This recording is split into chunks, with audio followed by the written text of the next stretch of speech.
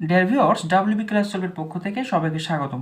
আজ আমরা পশ্চিমবঙ্গের মুখ্যমন্ত্রীদের নামের তালিকা জানব। দেখো, প্রথম থেকে শেষ পর্যন্ত মুখ্যমন্ত্রীদের যে নামের তালিকা সেটা আমরা দেখে নিই। দেখো, প্রথম যে পশ্চিমবঙ্গের প্রথম মুখ্যমন্ত্রী হলো ডক্টর প্রফুল্লচন্দ্র ঘোষ। ইনি 15/8/1947 থেকে 14/1/1948 পর্যন্ত কিন্তু পদে আসীন ছিলেন।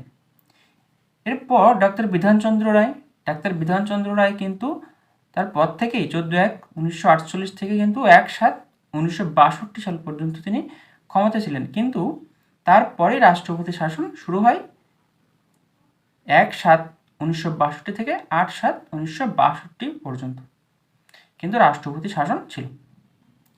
এরপর আসছেন প্রফুল্লচন্দ্র সেন। এই প্রফুল্লচন্দ্র সেন ইনি 8/7/1962 থেকে 15/3/1967 সাল পর্যন্ত তিনি পদে আসীন ছিলেন। তারপরে আসছে 4 নম্বর অজয় কুমার মুখোপাধ্যায়।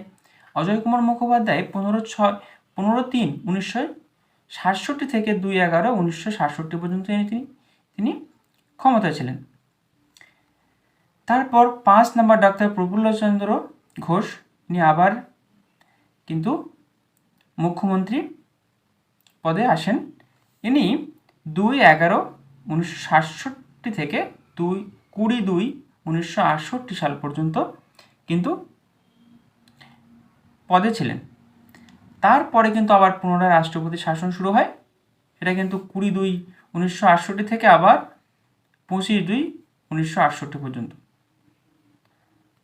তারপরে 6 নম্বর অজয় কুমার মুখোপাধ্যায়।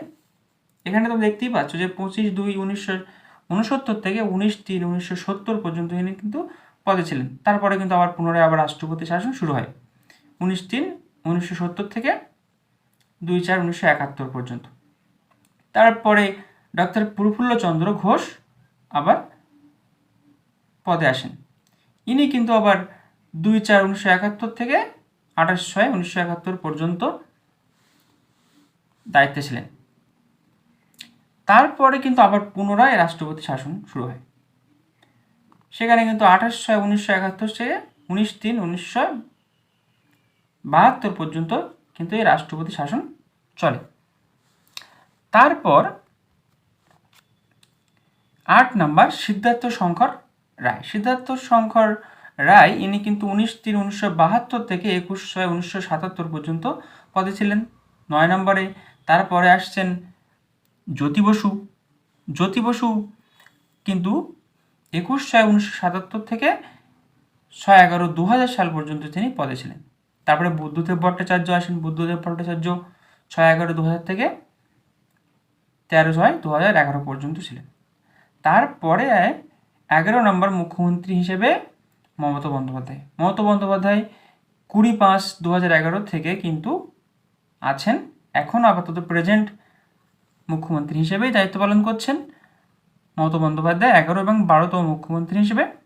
তো 20/5/2011 থেকে কিন্তু আপাতত বর্তমান পর্যন্তই কিন্তু মাননীয় মুখ্যমন্ত্রী মমতা বন্দ্যোপাধ্যায় ক্ষমতায় আছেন।